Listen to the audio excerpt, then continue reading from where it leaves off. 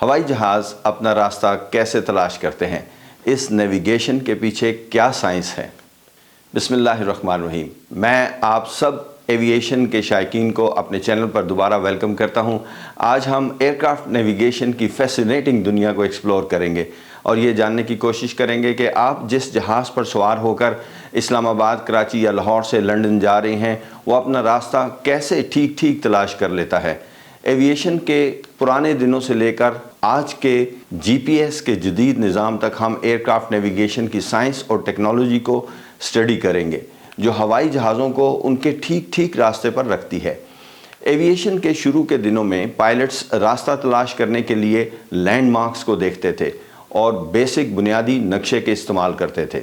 वो सड़कों, दरियाओं और दूसरे तमाम काबिल शनाख्त लैंडमार्क्स को देखकर उसे फॉलो करते थे। यानी हवाई जहाज़ भी लाहौर से इस्लामाबाद जाने के लिए जीटी रोड को हवा में से रहते हुए फॉलो कर सकता है। बल्कि मुझे ये कहना चाहिए कि कर सकते थे, अब उनके पास और बहुत सी ऑप्शंस हैं। इन बेसिक तरीक़ाकार को पायलटेज कहा जाता है। आज भी फ्लाइंग क्लब की जो बेसिक क्लासेस होती हैं, जो पहले चंद आवर्स फ्लाइंग के स्टूडेंट्स को मिलते हैं, उसके अंदर इसी तरीक़ाकार के ऊपर फ्लाइंग करना उनको सिखाया जाता है। छोटे से जहाज़ में बैठकर वो जीटी रोड का सफ़र तय करते हुए हवा में से एक जगह से दूसरी जगह जाएंगे या रिवर को फॉलो करेंगे। इस बेसिक तरीक़ाकार को पायलटेज कहा जाता है, यानी पायलट का कॉकपिट से बाहर देखकर रास्ता तलाश करने का हुनर था। लेकिन जैसे जैसे लंबी फ़्लाइट शुरू हुई तो ये तरीक़ाकार मुश्किल से मुश्किल तर होता चला गया। इस वक्त जहाज़ों पर नेविगेशन के आलात इंट्रोड्यूस होना शुरू हो गए। आइए इनको वन बाय वन स्टडी करते हैं। Radio navigation. जैसे जैसे एविएशन ने तरक्की की, रेडियो नेविगेशन एक ज़्यादा काबिल एतमाद तरीके के तौर पर उभरा। ज़मीन पर मौजूद बीकन्स यानी एनडीबी और वीओआरस ने सिग्नल ट्रांसमिट किए, जिन्हें पायलट अपनी पोजीशन और सिमत का तयन करने के लिए इस्तेमाल करते थे। इस नेविगेशन के निज़ाम को, जिसे रेडियो नेविगेशन कहा जाता है, पायलट्स को बेहतर तरीके से अपना रास्ता तलाश करने में मदद मिली, इवन ख़राब विजिबिलिटी में भी। वीओआर और आईएलएस। वीओआर यानी very high frequency omni directional range और इंस्ट्रूमेंट लैंडिंग सिस्टम। वीओआरस पायलट्स को ग्राउंड स्टेशंस के हवाले से उनकी पोजीशन फ्राहम करता है, जबकि आईएलएस लैंडिंग के दौरान हवाई जहाज़ की रहनुमाई करता है, जो हवाई जहाज़ को ठीक तरीके से रनवे तक आने और उसको लैंड करने में मदद करता है। आईएनएस इनर्शियल नेविगेशन सिस्टम हवाई जहाज़ की नकलो हरकत को मेजर करने के लिए और इसकी पोजीशन का हिसाब लगाने के लिए एक एक्सेलोमीटर्स और जायरोस्कोप का इस्तेमाल करता है। ये निज़ाम इंडिपेंडेंटली काम करता है और उसे बाहर से कोई सिग्नल नहीं चाहिए। बस एक दफ़ा जहाज़ को स्टार्टअप करते वक्त पोजीशन एंटर करना होती है। आपने देखा होगा कि जहाज़ के पार्किंग स्टैंड पर पायलट के ठीक नज़रों के सामने एक ऊंचे पोल पर स्टैंड नंबर और उसके कोऑर्डिनेट्स लिखे हुए होते हैं। इन कोऑर्डिनेट्स को आप इस जहाज़ की दुनिया के नक्शे पर पोजीशन समझ सकते हैं। जब पायलट्स इन कोऑर्डिनेट्स को अपने एयरक्राफ्ट के सिस्टम में एंट्री कर देता है तो फिर इसे हवाई जहाज़ को मालूम हो जाता है कि इस वक्त वो दुनिया के नक्शे पर कहाँ खड़ा हुआ है।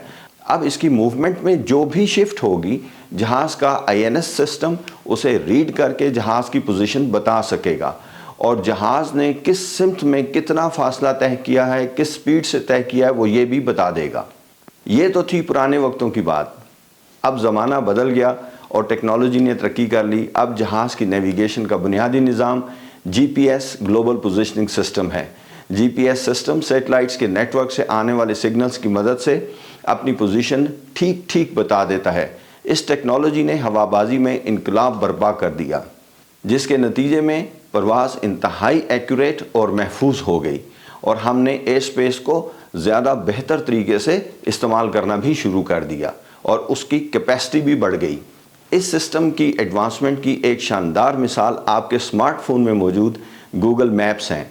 आपके स्मार्टफोन में मौजूद जीपीएस रिसीवर्स सैटेलाइट्स के नेटवर्क को ट्यून करता है और इन सैटेलाइट से आने वाले सिग्नल्स को इस्तेमाल करते हुए आपकी पोजीशन एक्यूरेटली बता देता है। फिर ये पोजीशन आपका स्मार्टफोन गूगल मैप्स पर डिटरमिन कर लेता है, जो आप और हम देखते हैं। ये वही जीपीएस रिसीवर्स हैं जो जहाज़ भी अपनी नेविगेशन के लिए इस्तेमाल करते हैं। ये जीपीएस सिस्टम कहाँ कहाँ इस्तेमाल हो रहा है, आइए इसकी एक झलक देखते हैं। पर्सनल और कमर्शियल गाड़ियों में, हवाई जहाज़ों में और शिप्स की नेविगेशन के लिए, एक्यूरेट मैप बनाने के लिए और ज़मीनी सर्वे करने के लिए, हाइकर्स, साइकिलिस्ट और आउटडोर एक्टिविटीज़ में। क्या ज़बरदस्त बात है। एयरलाइंस अपने जहाज़ों के फ्लीट की पोजीशन एक्यूरेटली डिटरमिन करने के लिए इस टेक्नोलॉजी का इस्तेमाल करते हुए अपनी कॉस्ट को रिड्यूस कर लेते हैं।